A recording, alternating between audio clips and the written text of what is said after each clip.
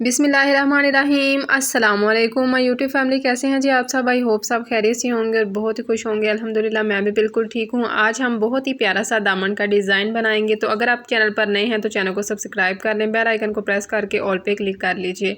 अच्छा जी, इसके लिए हमें चाहिए एक हार्ड पेपर। तो मेरे पास यहाँ पे बुकरम है। बुकरम की लंबाई और चौड़ाई ये देख लें कि कितनी लेनी है, आपने भी सेम इतनी ही लेनी है। यहाँ से देख लें डबल फोल्ड में इसकी चौड़ाई लेनी है 3.5 इंच तक और लंबाई हमने लेनी है तकरीबन 4.5 इंच तक। ठीक है, अब यहाँ से तकरीबन 2 पॉइंट तक हम नीचे की तरफ जो है इसकी मार्किंग कर लेते हैं। अब ऊपर की तरफ जो है वो हमने यहाँ पे 4.25 इंच तक, ये देखें टोटल इसकी जो है वो लेंथ रखनी है। अब यहाँ से हमने जो इसका पैटर्न बनाना है वो हम बनाएंगे यहाँ से 3.5 इंच पे। ठीक है, अब यहाँ से हमने इसको रखना है 1.25 इंच पर। ठीक है, तो इसकी हमने कुछ इस तरह से शेप बना लेनी है। ठीक है, ये देखें इस तरह से। अच्छा, इसकी कटिंग में ना काफ़ी ज़्यादा टाइम जो है वो लग जाता है, लेकिन मैं आपके साथ बहुत ही आसान तरीका शेयर करूँगी। बहुत ही जल्दी आपका ये वाला दामन डिज़ाइन बन जाएगा। आप दूसरी तरफ से भी देखें कि इस पैटर्न को हमने इस तरह से डबल फोल्ड कर लेना। ठीक है, तो जब हम इसको फोल्ड कर लेंगे नीचे से हमने इसका मार्जिन रख लेना है यहाँ से 1/2 इंच तक नीचे से छोड़ देंगे। ठीक है, और 3.5 इंच तक इस पैटर्न की भी हमने लेंथ ले लेनी है और 1.25 इंच तक हमने यहाँ से रखा था, 1.25 इंच तक ही इस पैटर्न को भी रखेंगे। ठीक है, और ये देख लें जी, इस तरह से हमने इसकी मार्किंग कर लेनी है और दरमियान में भी तकरीबन 3 पॉइंट तक जो है ना वो हमारा मार्जिन यहाँ पे होना चाहिए, क्योंकि हमने फैब्रिक को ऊपर की तरफ फोल्ड करना है। तो अगर हमारा कपड़ा कम होगा या बुकरम कम होगी तो फिर ना वो डिज़ाइन थोड़ा सा जो है वो यहाँ से थोड़ा कम बनेगा। ठीक है, बाकी आपने ये देखिए इस तरह से ये थोड़ा सा दरमियान में जो मार्जिन है ना वो आपने ज़रूर रखना है। और यहाँ से भी हमने इसकी कटिंग कर लेनी है। आप देखेंगे दूसरी साइड के दोनों पैटर्न जो हैं वो बिल्कुल परफेक्ट हमारे कट हो चुके हैं। ये पैटर्न भी हमारा यहाँ पे कट हो गया।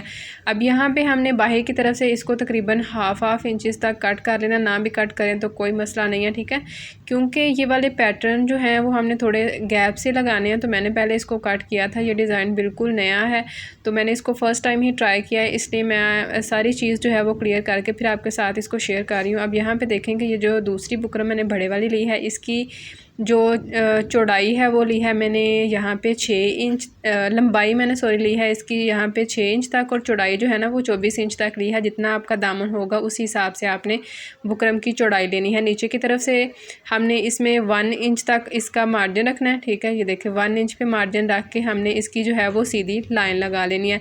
तो नीचे से जो हमने इसका मार्जिन रखा है इसमें हम कट वर्क बनाएंगे और ऊपर की तरफ जो है वो हम इसका सेंटर बना के फिर इसकी मार्किंग करेंगे। जिस तरह से मैं आपके साथ पैटर्न शेयर कर रही हूँ सेम उसी तरह से करना है, कोई भी स्टेप आपने मिस नहीं करना। ठीक है, जब आप वीडियो को थोड़ा थोड़ा स्किप करके देखते हैं तो जो स्टेप्स होते हैं ज़रूरी वो फिर आपसे मिस हो जाते हैं।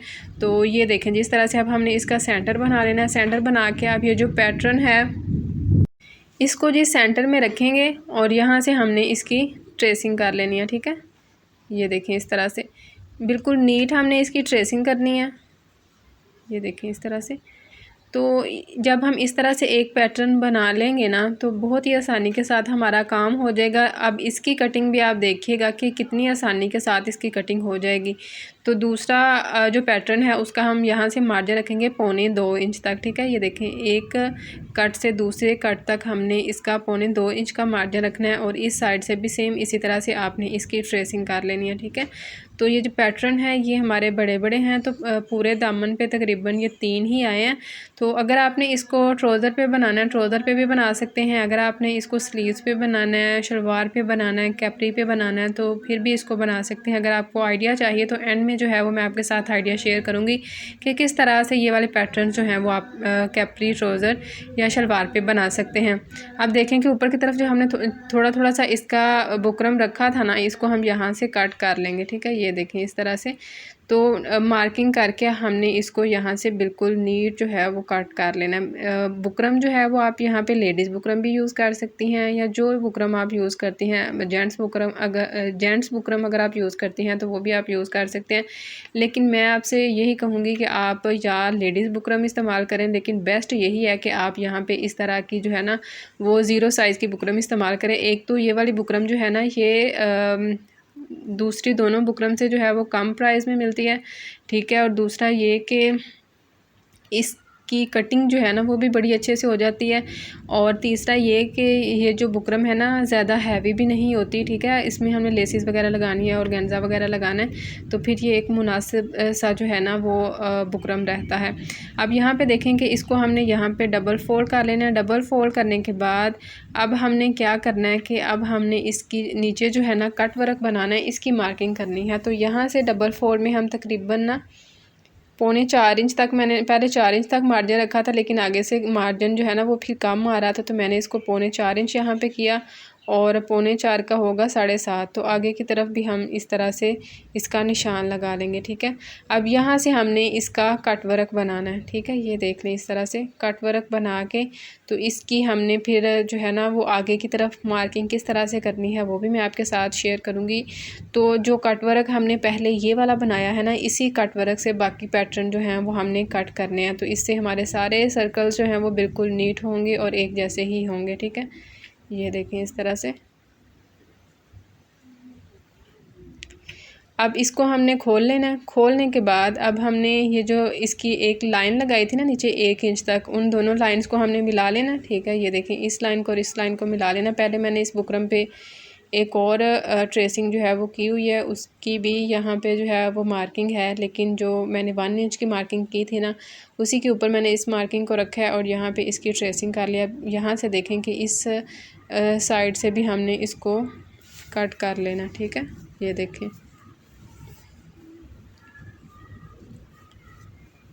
कटिंग हो गई। दूसरी तरफ से भी हमने किस तरह से इसकी कटिंग करनी है वो भी आपके साथ शेयर करती हूँ। कटिंग बिल्कुल नीट करनी है, आराम से कीजिएगा, ध्यान से कीजिएगा, ज़्यादा कट आपने डीप नहीं करने, इतने ही आपने इसके कट्स रखने हैं, ठीक है। ये देखें दूसरी तरफ से भी इस तरह से बुकरम को आप फोल्ड कर लें, फोल्ड करने के बाद इसकी ट्रेसिंग करें, ठीक है। ये देखें इस तरह से। अच्छा जी, अगर आप मेरे चैनल पर नए हैं तो चैनल को सब्सक्राइब कर लें, बेल आइकन को प्रेस करके ऑल पे क्लिक कर लीजिए ताकि फ्यूचर की तमाम वीडियोस का नोटिफिकेशन जो है वो आपको मिलता रहे। इस ड्रेस का गला जो है वो मैंने पहले आपके साथ शेयर किया हुआ है और ट्राउज़र जो है वो मैंने इसके साथ बॉक्स ट्राउज़र बनाया है। बॉक्स ट्राउज़र की बिल्कुल जो है ना परफेक्ट कटिंग मैंने आपके साथ शेयर की हुई है। तो अगर आप चाहते हैं कि बिल्कुल ब्रांड स्टाइल आप बॉक्स ट्राउज़र बनाएं तो इसकी कटिंग स्टिचिंग ज़रूर देखिएगा। अब यहाँ पे देखें कि इसमें हमने ऑर्गेन्जा लगाना है, तो ऑर्गेन्जा डबल फोल्ड रखा है और यहाँ से ना आपने तकरीबन 1 इंच तक बढ़ा के रखना है। मेरे पास इतना ही था तो मैंने इसको इतना ही जो है वो रख लिया, लेकिन आप कोशिश कीजिएगा कि आपका जो है ना ये लंबाई में ऑर्गेन्जा 1 इंच तक ज़्यादा हो, ठीक है। अब ये देखें ये जो फ्रंट साइड है, फ्रंट साइड की बैक साइड की तरफ हमने जो है इस बुकरम को पेस्ट करना है, ठीक है। जो चमक वाली साइड है वो हम नीचे की तरफ रखेंगे और नीचे की तरफ हमने ना अभी मैं आपको बताती हूँ कि किस तरह से इसको पेस्ट करना है। नीचे की तरफ आपने कपड़ा जो है ना वो बिल्कुल मुनासिब सा रखना है, ज़्यादा आपने कपड़ा नहीं रखना है, उतना ही हम कपड़ा रखेंगे जितना हमारा कटिंग में आ जाएगा, तकरीबन 2 पॉइंट्स तक। और बाकी जो इसके कट्स है ना, कट से जस्ट हमें कपड़ा जो है वो बाद में कट करना पड़ेगा, तो ज़्यादा आपने कपड़ा कट नहीं करना। और इस डिज़ाइन के लिए भी आपको ज़्यादा कपड़ा रखने की ज़रूरत नहीं, जितना नॉर्मल आप ट्राउज़र दामन या स्लीव्स रखना चाहते हैं नॉर्मल साइज़ आप रखिएगा, ठीक है। ये देखें जिस तरह जितना फोल्डिंग में जाता है ना उतना ही ये वाला फैब्रिक जो है यहाँ से फैब्रिक जो है वो आपका फोल्डिंग में जाएगा। अब यहाँ पे देखें कि मैंने अच्छे से इसको प्रेस कर लिया। प्रेस करने के बाद अब यहाँ से भी हमने कपड़े को जो है वो फोल्ड करना है और फोल्ड करने के बाद अंदर की तरफ से हमने एक्स्ट्रा फैब्रिक को कट कर देना है। कट करने के बाद अब जो इसके कॉर्नर्स हैं, कॉर्नर से भी हमने डीप कट्स लगाने हैं और दरमियान से भी इस तरह से ना 3-4 आपने कट्स लगा लेने हैं ताकि हमारा फैब्रिक जो है वो अच्छे से ऊपर की तरफ फोल्ड हो जाए। और यहाँ पे जो मैं ग्लू लगा रही हूँ, अगर आप ज़्यादा डिज़ाइनिंग करते हैं तो आप यही ग्लू बना के लगाइएगा। थोड़ा सा कलर वाला पाउडर यानी कि जो माया होती है वो 1 चम्मच ले लें, 1 चम्मच से कम 2 चुटकियाँ आप माया ले लें। तो थोड़ा सा इसमें पानी ऐड करें, उनका कोई कपड़ा रख के, तो इसको आप इस तरह से जो है वो यूज़ कर सकती हैं। ज़्यादा डिज़ाइनिंग में ये वाला ग्लो जो है वो बिल्कुल परफेक्ट रहता है। अगर आपको इसकी डिटेल वीडियो चाहिए तो वो भी मेरे चैनल पर अपलोडेड है, आप उसको ज़रूर एक दफ़ा देखिएगा। अगर आपको वीडियो नहीं मिलती तो मुझे कमेंट बॉक्स में बता दीजिएगा, मैं आपको जो है वो इसका लिंक शेयर कर दूँगी आपके साथ। अब यहाँ से देखें कि इसको फ्रंट साइड की तरफ से हमने प्रेस करना है, ठीक है। जितने भी पैटर्न्स हैं सेम इसी तरह से आपने इसको कट करके फोल्ड करके फिर आपने इसको प्रेस कर लेना। अब ये जो लेस है, लेस में हमने छोटे छोटे से ना यहाँ पे ये देखें इस तरह से कट्स लगा लिए ताकि ये अच्छे से जो है वो फोल्ड हो जाए। अगर आपकी लेस ज़्यादा टाइट नहीं तब मसला नहीं है, लेकिन अगर लेस टाइट है तो इस तरह से आप कट्स जो हैं वो ज़रूर लगा लीजिएगा। अब यहाँ पर हमने ग्लू लगानी है E8000 या B6000 UHU, जो भी ग्लू आपके पास अवेलेबल है आप यहाँ पे ग्लू लगा लीजिएगा, ठीक है। तो इस तरह से अब हमने इसके ऊपर जो है वो दोबारा से इस साइड पे कॉर्नर्स के ऊपर लेस पे हमने जो है वो ग्लू लगा लेनी है ताकि अच्छे से जो है ये लेस हमारी यहाँ पे चिपक जाए। अब यहाँ से देखेंगे फ्रंट साइड से बिल्कुल नीट है, सारी लेस मैंने यहाँ पे लगा ली है तीनों पैटर्न्स के ऊपर, ठीक है। और इसकी ये देखें जी फ्रंट साइड भी माशाल्लाह से कितनी नीट है। अब हमने इसमें लगाना है ऑर्गेन्जा, और ऑर्गेन्जा जो है वो हम फ्रंट साइड की तरफ से रखेंगे और इसको फिर हम बैक साइड की तरफ जो है वो टर्न करेंगे, ठीक है। तो यहाँ पे लेस जो है, लेस भी देखें माशाल्लाह से कितनी अच्छी लग रही है। और अगर आप इसको प्लेन फैब्रिक के ऊपर बनाना चाहते हैं ना, तो ये वाला गला जो पीछे मैंने शेयर किया था इसको प्लेन फैब्रिक पे बनाइएगा तभी बहुत अच्छा लगेगा। और इस डिज़ाइन को भी आप जो है वो प्लेन फैब्रिक के ऊपर भी अगर बनाएंगे ना कंट्रास्ट लेस के साथ और कंट्रास्ट ऑर्गेन्जा के साथ, तब भी ये वाला डिज़ाइन जो है वो बहुत ही अच्छा लगेगा। अब मेरे पास जो ड्रेसेस थे, मेरी कोशिश यही है कि आपके साथ मैं डिज़ाइन जो है वो शेयर कर दूँ। तो ये देखें जी, अब इस नीचे की तरफ से जो कट वर्क है, कट वर्क के साथ साथ जो है ना वो हमने इसकी सिलाई लगानी है।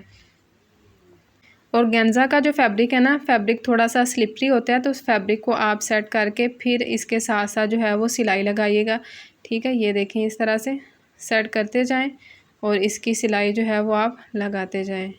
ये देखें इस तरह से।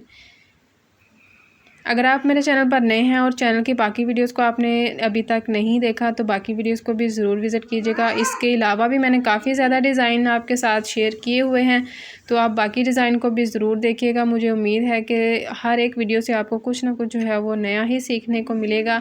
तो ये देखें जी, इस तरह से हमारी सिलाई भी यहाँ पे तकरीबन कंप्लीट हो चुकी है, ठीक है। सिलाई कंप्लीट करने के बाद अब हमने क्या करना है कि ये जो इसके कॉर्नर्स है ना, कॉर्नर से हमने जितना भी एक्स्ट्रा फैब्रिक है इसको कट कर देना। ये देखें यहाँ पे इस तरह से। अच्छा, ये जो बैकग्राउंड नॉइस है ना, इसको प्लीज़ आप अवॉइड कीजिएगा, बस घरों में इसी तरह से होता है।